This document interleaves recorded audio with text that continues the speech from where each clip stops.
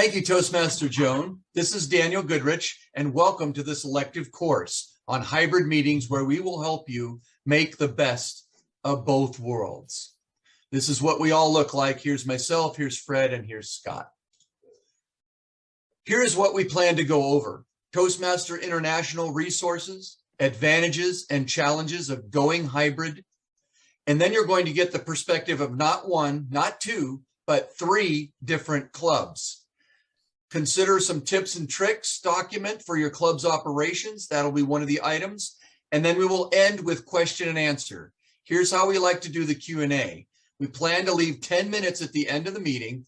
However, since this is the last session this evening, we are willing to stay a little bit later to help you out if there are any additional questions.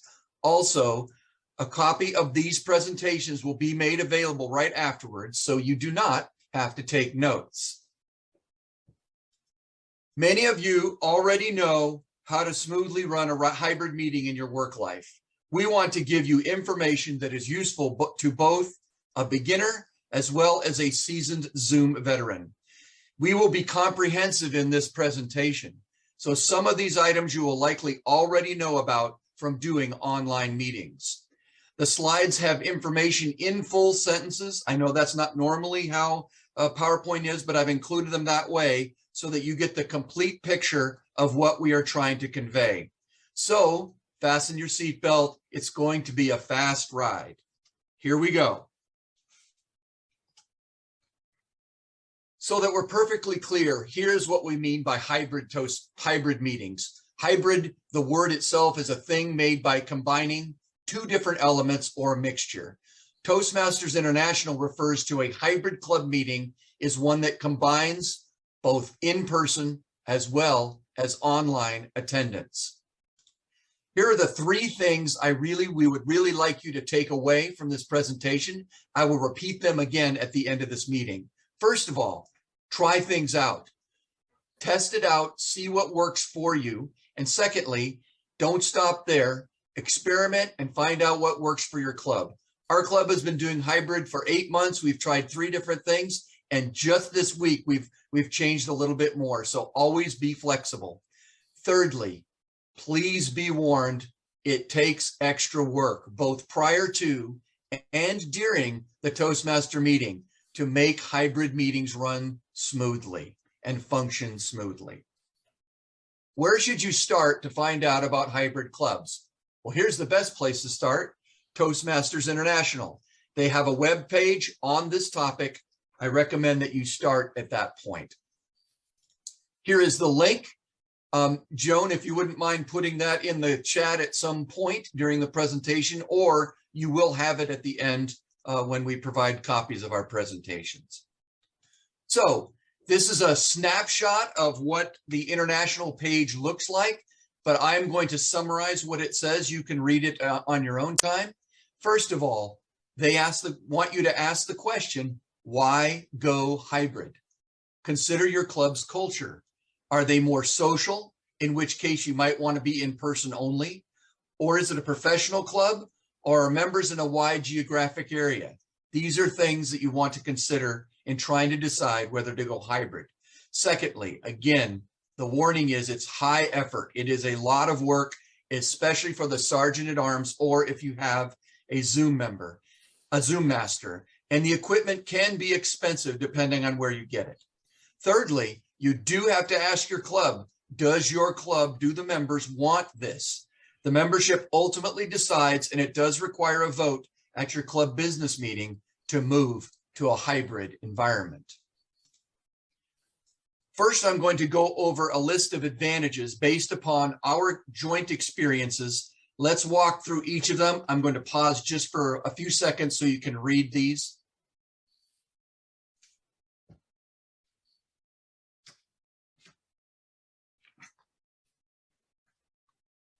Okay, the first advantage, this is obvious, but again, I want to be comprehensive.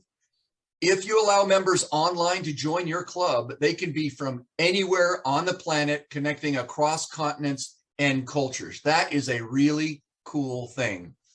Secondly, the days of all in-person meetings are essentially over. This is the new reality, and hybrid meetings will keep your skills sharp to run that kind of meeting, especially if you're in a large corporate type environment where people are living in different parts of the country or parts of the world. Another advantage, easy recording of speeches. Have you ever watched a video of one of your speeches? It's one of the greatest evaluation tools, and having a hybrid meeting allows you to easily record your speeches and all of the presentations. Another advantage, many people considering Toastmasters are shy, and peeking in on a meeting might be just enough for them to see the benefits. Take the leap and join your club. So this is an advantage that guests can take advantage of. Another one, are you ever feeling sick or ill but don't want to miss your Toastmaster meeting? Hybrid allows you to do just that. The same applies if you're running late, or like this gentleman in the lower right, or you're on vacation. Another advantage, this is a picture of a squirrel in my backyard after a snowstorm, which is really nice, but when the snowstorms happen, that means you probably aren't going to meet in person because of the traffic issues. It's very cute, but it means we won't be meeting in person. So now that we're hybrid, we can easily pivot to an all online meeting, or if the facility itself becomes unavailable for some reason. So those are some advantages. Now let's talk about the challenges. Here's a list of many challenges that you will face with the hybrid club. I'm going to pause for 10 seconds so you can scan this. I will go over each one.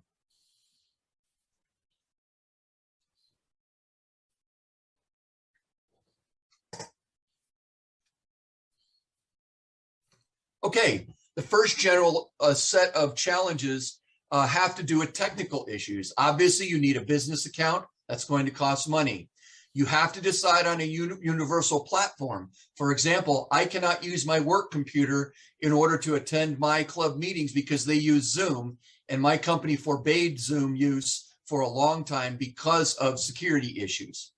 You may decide not to use Zoom, you may use Teams or WebEx, but you have to decide on one platform. And then thirdly, of course, the people online that are joining a meeting, as well as everyone who is in person, has to have a solid Wi-Fi connection, or the meeting experience is going to be diminished. Another general challenge, there is the potential for meeting crashers. I'm hearing that happened tonight, so that happens. We use the same link every week and the same password for our club, but we do have a waiting room, and that way the Zoom master knows who's being allowed into the room. We have not had any issues. However, if you do have issues, you may have to do something like changing the password. However, there's a tricky balance between how easy you make it to attend and how hard you make it, because you might end up like the lady in the lower right here. If you make people register and it's a multi-step process, they might just say, I'm beating my hands against the wall and I give up. So we suggest that you provide a direct link and optionally a password to the meeting. Another general challenge is that online speakers, I only have this much space to work with, so I can't really move around a lot. And a lot of times you'll see in speeches, if I'm not sitting high enough, my gestures are diminished because you don't see them until I bring my hands high up in front of the screen. So all of you who have been involved in these types of meetings know that space is limited. Another general challenge, the person online, the reality is they are going to miss some things that happen off camera. They will not sense the energy in a room as well. And certain noises in the room may be blocked by the platform's sound filter. This is the reality of this medium. One of our club members has lamented it's just not the same. He moved away and he joins us every week online, but to him, it's just not exactly the same. You will see some examples of how we minimize these challenges as we talk a little bit later. So here is a list of challenges that they relate to specific functionary roles. I'm going to hold off for a few seconds and give you a chance to read these. I will walk through the whole list one by one.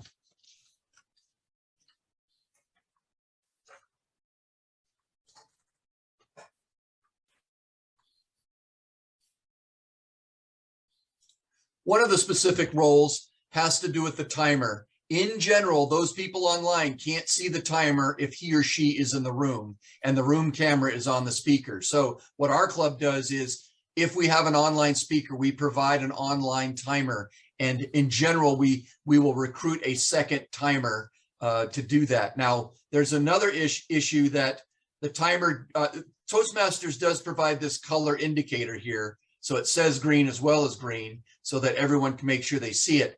The timer that we had in person was not bright enough for those that were online, and the colors looked different than the actual colors. So be aware of that and try that out and make sure you make it work. This is something I've observed that's a little bit irritating, but it's a reality. If you're online, you don't hear the people in the room that are clapping. When you're in the room, you hear it and you know to wait. But I've seen this happen time and time again.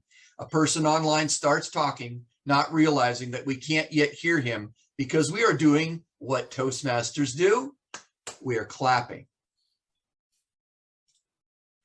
Another specific challenge is that the table topic master, even if you know most of your members, can you recognize everyone in this room? Now, it's obvious everyone can recognize Bob Hall, right?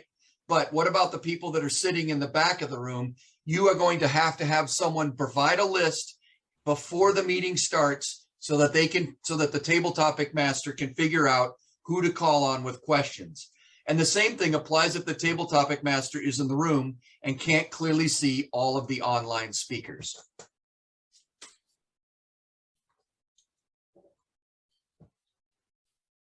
Hold on.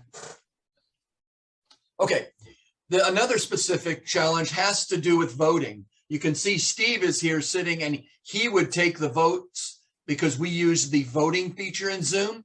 But if you're sitting right behind him, you can see how everybody's voting. So there's an issue of privacy. In our club's modified hybrid format that we've started using, those who are online will send a text message to the ballot counter. So again, that's an added step. You have to tell all the people online the phone number, the cell phone number of the ballot counter. All right, another specific challenge is there is no feedback. I have no idea if anyone has been laughing at my jokes or not. Let's call this the Rodney Dangerfield effect. It was his first feature film with his previous experience doing stand-up comedy in front of a live audience. When he delivered his lines in the 1980s movie Caddyshack, he thought he had bombed his performance because there was no laughter. With everyone muted in an online meeting, there's no immediate auditory feedback. So you have to face the fact that you're going to be like me right now. I'm talking, I'm trying to be funny. I'm using Rodney here to help me out. I don't know if you're laughing. I can see Scott smiling, but that's about it.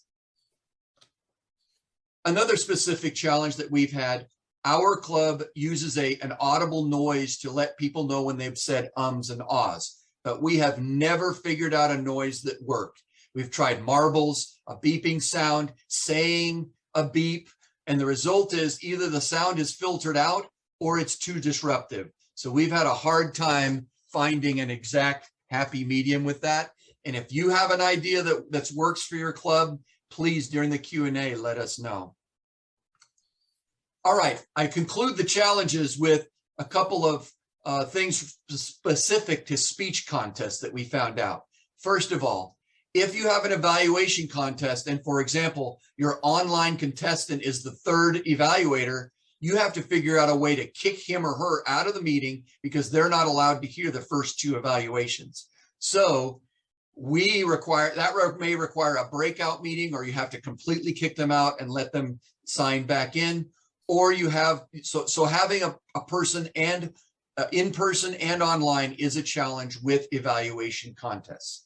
Again, for speech contests, you have the timer issue. You have to have one in person and one online, and you have to figure out how are you going to get all the ballots to the chief judge. There will be some people voting online, some people in person. The judge might be online or in person. So there's no easy way to have a ballot counter. You might have to just trust the chief judge to do the ballot counting. At this time, I'm going to stop sharing, and Fred is going to talk about his club setup. So go ahead and take it away, Fred. Thank you, Daniel. And some of you may already hear what Daniel already said and some of what Scott's going to say as well.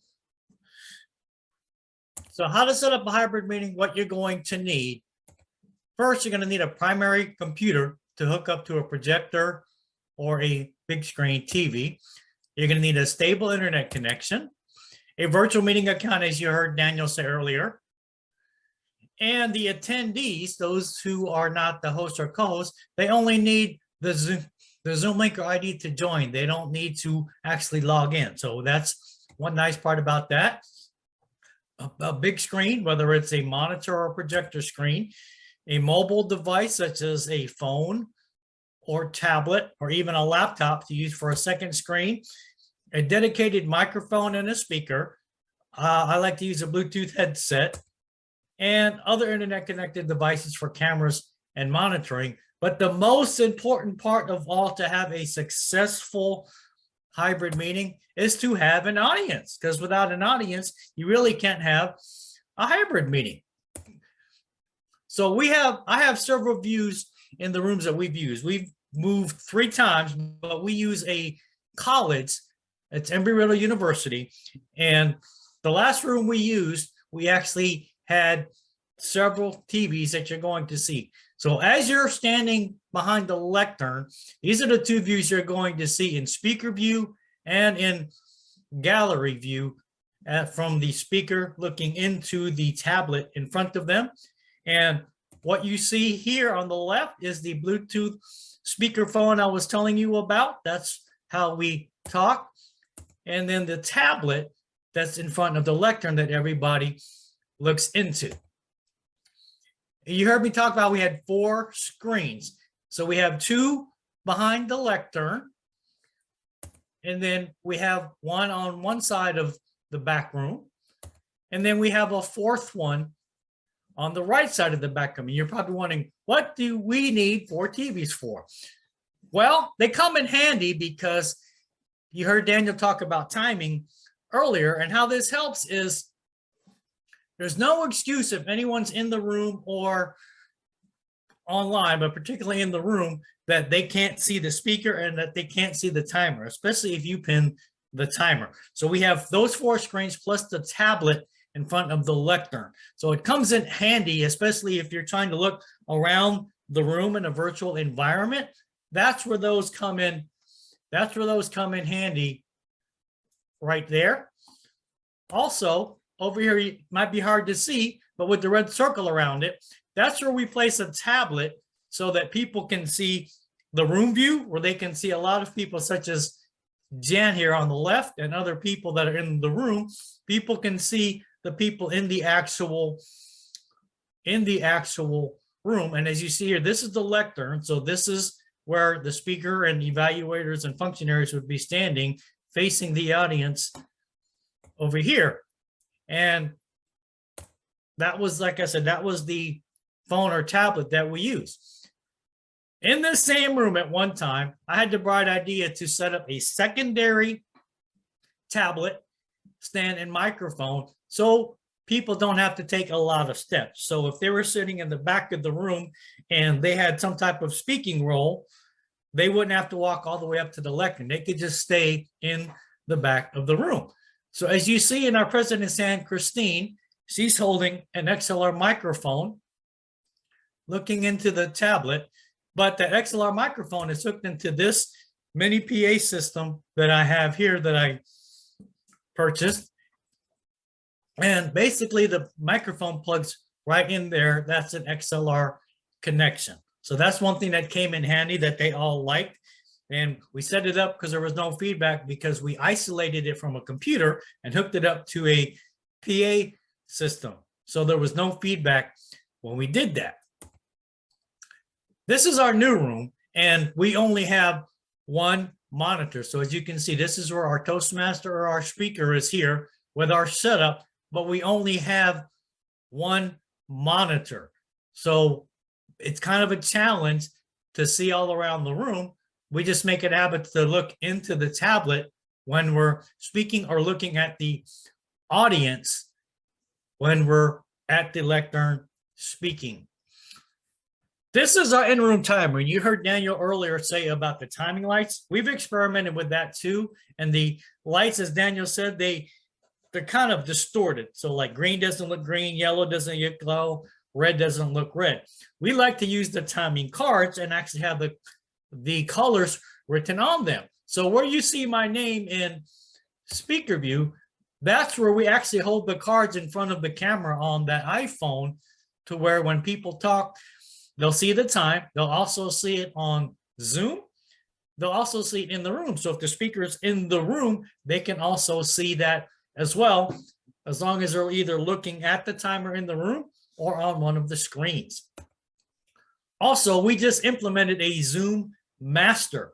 And what that Zoom Master does, now you heard Daniel earlier say sometimes people can see the votes on the computer and can't provide feedback. Well, something I found out is if we have a Zoom Master and the way our room is set up, if the Zoom Master types in the winner to, like, say, the Table Topics Master, only the Table Topics Master will see it because they're not using the primary computer in the school.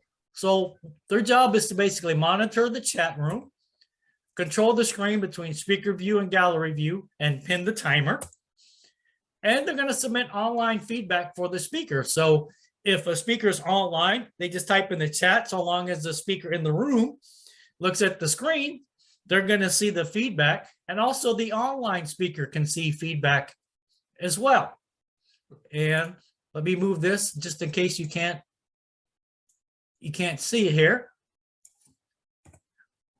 Also, they like to tally the votes. As I said, they basically just send the vote to the Table Topics Master, but we also do use texting as well. In addition to that, just in case we have a glitch and something doesn't work, but we did that before we implemented the Zoom Master role.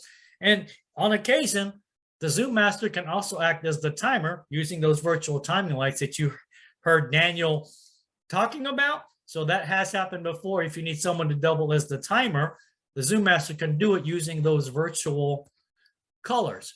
And that ends my presentation. Hand it over to Scott. Take it away, Scott. Thank you very much. That was a wonderful presentation, and I'm excited to have the opportunity to tell everybody about Babylon Toastmasters.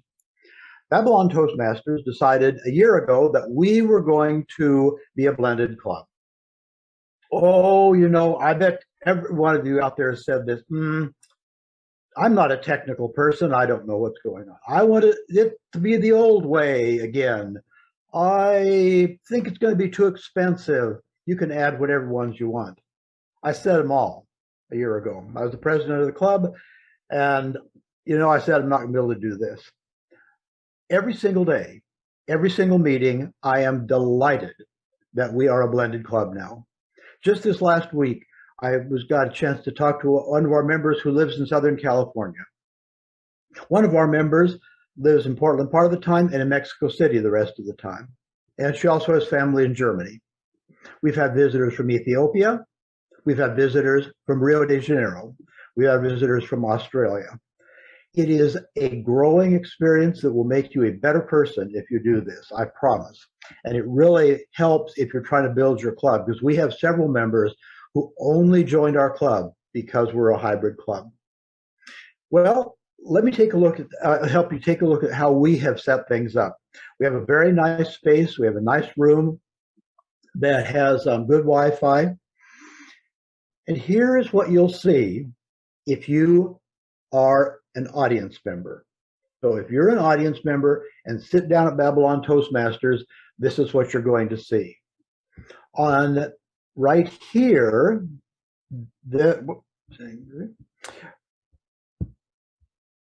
oh dear.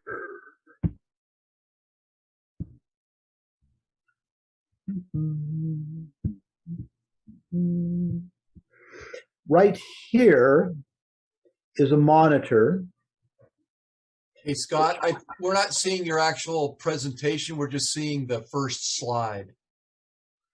Right, and I'm only on the first slide. Yeah, but you're not in presentation view. Oh, really? So what are you seeing? I'm seeing your second slide that says Babel on Toastmasters, but it's not the slideshow. It's like when you first bring up PowerPoint. Right. That's what I'm doing, and that's my second slide. Can you see that? It's been on this. Well, actually, it looks like we're on your slide 8, and it has not changed from that. So this screen says Babylon Toastmasters across the top. Yes. Negative. That's correct? Right. You're not seeing that, Daniel? Yeah. No. Why don't you try stop sharing and then start again sharing your screen? Okay. It looks like it's locked up or something.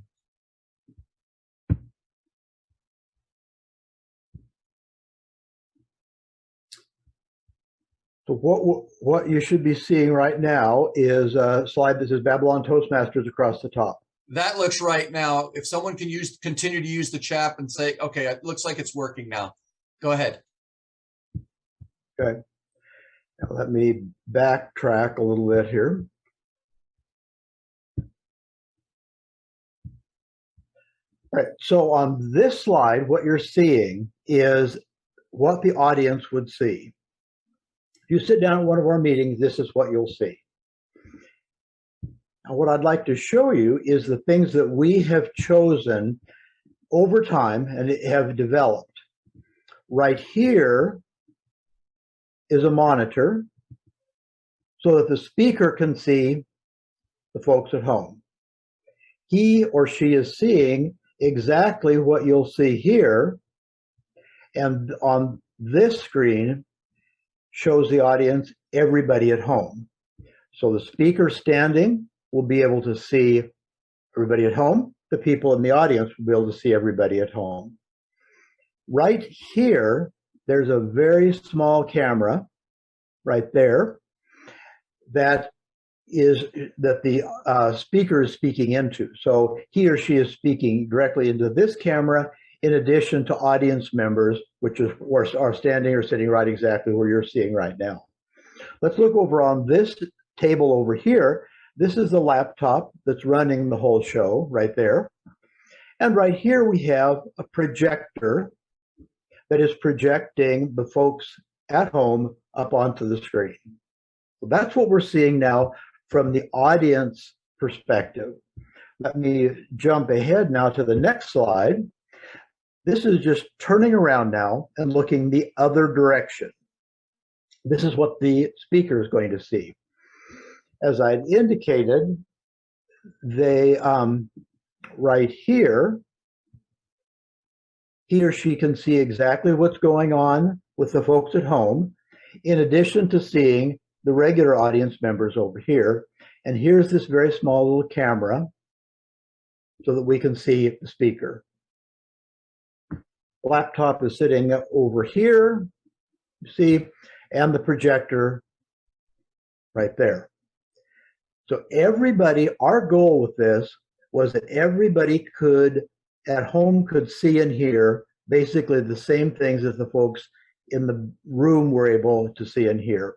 And we're fairly close to that. We really are fairly close to that. We certainly had some limitations, and there is always limitations of working inside the Zoom screen. So you can see that as a limitation, or you can see it as a way to develop new skills. And there are some great ways that you can use this little space that we all speak in right here to actually be very creative. A couple more things just for you to look at before I go on to the next slide. This is a speaker microphone combination. So the speaker and all the audience members, whenever they speak, it can be heard by the folks at home, and anybody that speaks at home is heard through this same speaker. We have it connected up directly to the computer. It's the laptop. It's also possible to run it as a Bluetooth. Because I'm kind of obsessive compulsive about things a little bit, I also do bring a Bluetooth speaker that is there on the table that you'll notice can run just strictly as a Bluetooth if for some reason our other speaker microphone system collapses. That's it. I want to also point out that right back here is a kitchen, because we're a social club. And that's always been the concern, is how do we make this the same? We can't hug each other. We can't be social. We can't touch. Like, you know, we have parties and we have gatherings where folks at home have alcoholic beverages, and we have alcoholic beverages that we share with them. And we share our birthdays with cupcakes. We try to do all of those same kind of things so we get that same warm feeling. We have about 4 or 5 people who are always come to the meetings in person, and we have about 4 or 5 people who only come to online meetings. And everybody else, we have about 22 people, moves back and forth. I'm tired today. It's too hot. It's too snowy outside. I don't feel very well. Lots of different things. But the beauty of it is that at the last minute you can go, you know what? I can't, or I can make it, and away you can go. There's nothing that limits you in any way from coming to our meetings. So we're always very excited about that, and we love it, absolutely love it, that we have so many variations.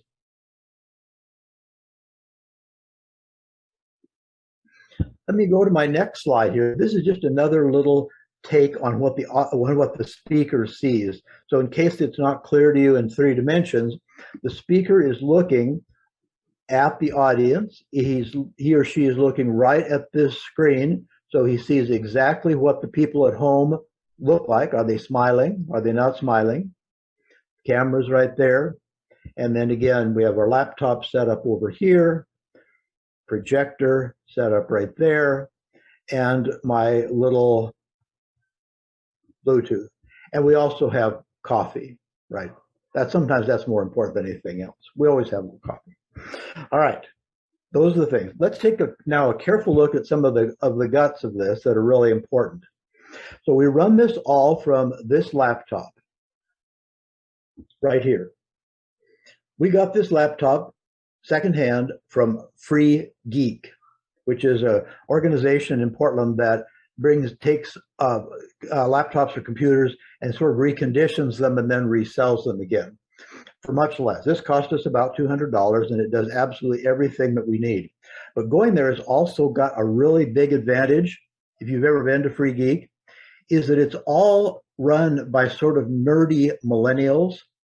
And those are exactly the people you want in your corner, because they know everything about what makes this stuff work.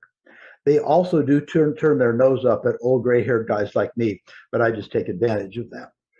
Free Geek is a great place. You get very reduced rates, and you get some really great help. Up here in this corner, you'll see the camera that we use for the speaker. This is the one that you can get from the Toastmasters online store. We got it for free because we had a lot of those gift certificates that you get for being a good club. Even if you buy it, it's only about $40 or $50, and it takes care of it. This little piece right down here was what really helped us a lot. When we moved to this speaker, cost about $50, can operate as a Bluetooth or directly connected to the computer. And it picks up the voices and the information that you need to convey, to the people at home. And it does a very good job of filtering out any background noise, which we don't generally have too much trouble with, but it does. And you can actually, and then the audience members can hear the folks at home. And this moves around, and it's very, very flexible, and you can adjust it quite nicely. About $50 or so, something like that. This was very much worth the investment. Those are the things that we have. So overall, we have spent well less than $500 for every single thing. We don't necessarily have the best of everything, but we have exactly what we need to make the system run. And what I found, and what I really want to emphasize before we move to Daniel's presentation, what I really want to emphasize is that this is not onerous. This is not like a negative. This is a chance to be a better Toastmaster. I am a better person for having done this. It made me think about things. It stretched my mind. It made me talk to people I wouldn't have otherwise talked to. It's been really a useful growing experience for me. And in the end, to a T, our members say, this is great. I love this. It makes it easier for me. It makes it better for me to participate. For old folks who can't get in, for young people who want the experience of having an online meeting, all of those things have been very useful. And I'll tell you, I am a better Toastmaster for having had this. So I'm going to unshare my screen, because at this time you're going to have the chance now to see the third of the 3 different ways of setting up a hybrid meeting. Daniel, you're up.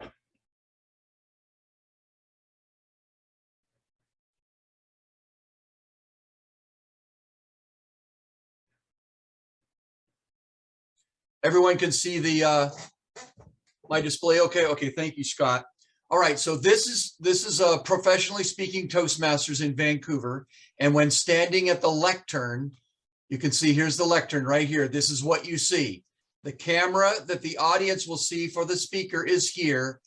We have the actual speaker itself. The microphone is here. But notice it's not sitting right on the lectern, because people like me talk so loud, it creates some static. So we moved it to a lectern that's physically a little bit further away. You have to get used to looking into the camera when you want to address the people online. So that is a little bit tricky there. You want to treat them as if they were one more audience member. So again, this is the speaker view. This is the in-person audience. They see the speaker at the lectern right here, just like an in-person meeting. And then they can see all of the online members on the wall. And we are fortunate to have a fairly large display there. The Sergeant at Arms over here, this is Steve. He has to alternate between the camera on the wall and the camera on the speaker. And he also collects the online ballots. He also runs the polls that we use for our Zoom meeting. Our second camera is up here on the wall that shows the online people that they can see who's in the room, which is that display right there. What we've decided to do, again, you want to experiment, try what works, is we've gone to what we call a modified hybrid to simplify the Sergeant at Arms or the Zoom Master's role. A camera is set up at the front of the room and acts as if it's a person and is always looking toward the audience. Votes from all online are texted to the ballot counter. And this also allows the speaker here some freedom to move about the room, though they then have to turn around in order to look at this camera and address the online audience. So also notice the timer here is with the green card. If there are speakers both in person and online in the same meeting, we use a timer in both realms to ensure that the speaker sees the cards. This is the modified hybrid that I just mentioned. We then put the camera over here off to the side, and here is the speaker, here are the people online, and here are the people in person. And notice that he only needs one laptop now, and he doesn't have to switch cameras. From the camera's always on the speaker, you can see him here, and then that other camera is always on the audience. So it makes it a lot easier on the Zoom Master. And votes for best table topic, speaker, and evaluator, of course, are texted directly.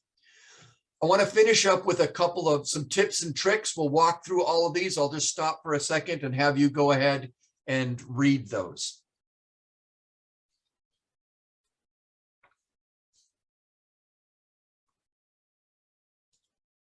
Okay, here's an example summary sheet that you might want to put in your operating procedure that you give to everybody, because there's several little tricks that you need to make sure each role knows what they're going to do. So for example, the Sergeant at Arms signs in as a host and make sure that they're on 15 minutes before so they can let people in. And of course, you want to verify that every person online, that their video and audio feeds are working before the meeting. You don't want to find out during the meeting.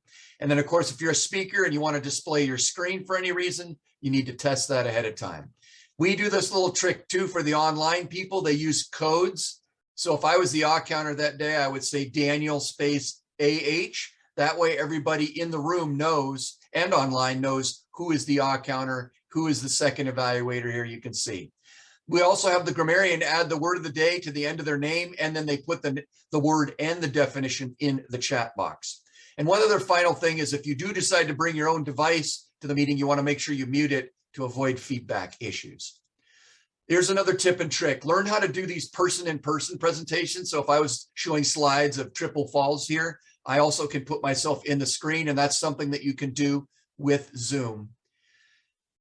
Also another trick, you really need a wizard, the person that's either the Zoom master or the SAA, and you also need a second person. Don't rely on one person, because if they don't show up, things don't go very well. So you want to have someone like the wizard here, the Wizard of Oz. They act a little bit like a reality show producer, going from one camera to another if necessary. Okay, another problem that I've seen with online meetings is that everyone has a different tolerance for how long they'll wait before interrupting a speaker and telling them that something isn't working. You need to designate one person in the meeting to do that. Otherwise, there's going to be multiple interruptions during the meeting. We are Toastmasters and we all want to help. So we all start to jump in and say, hey, you're muted, or I can't see you, etc. So make sure you designate one person to handle that role. Another trick I've learned is that if you are in the room physically and you know you're up next, you know you have to get all the way to the front. You're not going to run up to the front like this lady on The Price is Right, but we've had that problem where it takes forever for that person to walk from the very back of the room to the front of the room. So make sure you're there right off camera and you can jump right in to the meeting when your role begins. Here is the conclusion. These are the three things, again, that we suggest you consider. First of all, test it out with your club. Decide what is best for you. Secondly, experiment. Find out what works for your club. Like I mentioned, we're still changing and evolving with how we do it. And know that hybrid has many advantages and challenges. So those are the three things I really want you to take away from this meeting.